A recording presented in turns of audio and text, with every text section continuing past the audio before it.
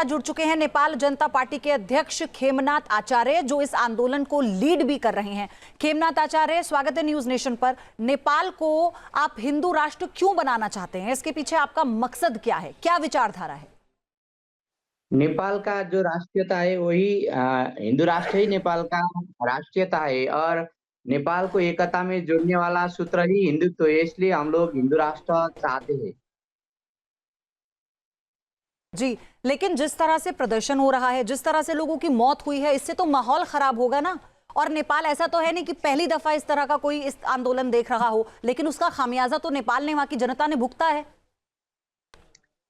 कल का जो घटना है अत्यंत दुखद है, उसमें दोनों पक्ष से कमजोरी है। एक तो सरकार का जो व्यवस्थापन था और जो जो मार्क्स सड़क में आई थी उसको बिल्कुल कंट्रोल करना चाहिए था, राज्य ने वो नहीं कर पाया।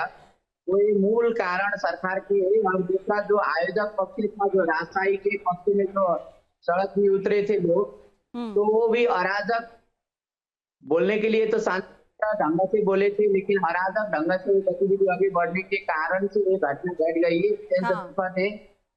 एक तो पत्रकार, जो एबी न्यूज के जो पत्रकार थे वो जलकर उनका मृत्यु हो गया, और दूसरा एक प्रदर्शनकारी जो थे उसको गोली लागकर उसका हत्या हो गई है। ये बहुत दुखद घटना है। और अभी कर्फ्यू समाप्त हो गई है, अभी सुबह 7 बजे तक कर्फ्यू थी रहा, थोड़ा शांत है अभी।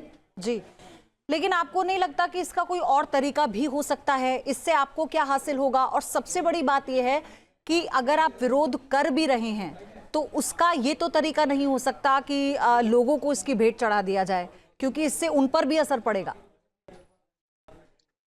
हाँ, ये सोचने का विषय है। वास्तव में कहीं ना कहीं आंदोलन अराजक के तरफ बढ़ गया था, और इसमें जो सरकार ने नियंत्रण करने का अनेकों विधि होना चाहिए था, वो गोली भी चलाना चाहिए था। पहले ही गोली भी चल गई है और हिंसक रूप में परिणत हो गई है जो आंदोलन।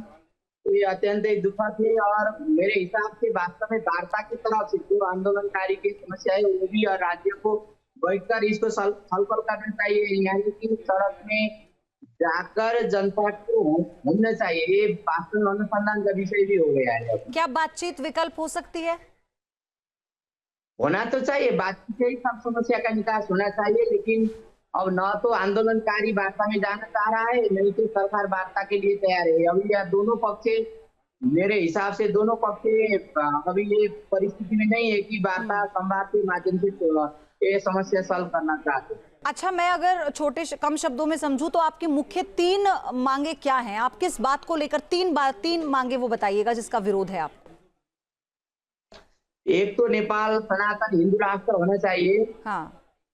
और दूसरा प्रमुख कारण है कि राष्ट्र को, सरकार को, पब्लिक को डिलीवरी करना चाहिए। डिलीवरी नहीं कर रहा है सरकार की, काम करना चाहिए। आज जो लोकतंत्र का मतलब जनता को समझ में नहीं आ रहा है अभी की। लोकतंत्र का मतलब लूटतंत्र है, और बाहरी चीज खाने का व्यवस्था ही लोकतंत्र को समझ में आने लगा है राज्य पब्लिक को। दूसरा विषय है। और तीसरा विषय है, आज नेपाल में रोजगारी न होने के कारण से दैनिक 5 से 6 हजार युवा लोग विदेश जा रहे हैं, चाहे सऊदी हो, चाहे अरब हो, चाहे ऑस्ट्रेलिया हो, अमेरिका हो।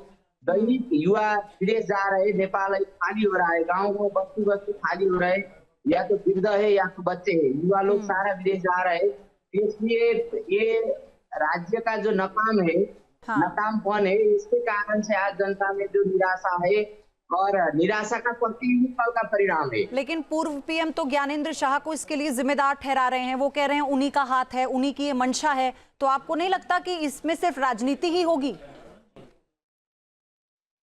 नहीं, पहला कमजोरी तो राज्य का ही है। ज्ञानेंद्र शाह तो क्या है, आज से जब इनने सत्ता छोड़ा था ज्ञानेंद्र ने, वो हंसकर पत्रकार सम्मेलन करके छोड़ा था। कहीं हिंसा, कहीं 240 वर्ष का जो राजशाही था, उन्होंने हंसते हंसते पत्रकार सम्मेलन करके इन्होंने जनता की नासो जनता में वापस करके वो जाकर निर्मल निवास में बैठा था। तो ज्ञानेंद्र शाह को तो दोषने का कोई कारण नहीं है ना। ये तो राज्य का कमजोरी, निकम्मापन है। जी। चलिए, धन्यवाद आपका हमारे साथ जुड़ने के लिए, खेमनाथ जी, अपनी बात रखने के लिए। लेकिन फिलहाल जो हालात वहां पर हैं, उसके बाद से कई ऐसे इलाके हैं जहां पर डिप्लॉयमेंट जो है पुलिस का वो ज्यादा बढ़ा दिया गया है और जो अशांति फैली है उसे काबू करने की कोशिश वहां पर की जा रही है। न्यूज नेशन अब व्हाट्सएप पर खबरों के ताजा अपडेट के लिए न्यूज नेशन के इस QR कोड को स्कैन करें।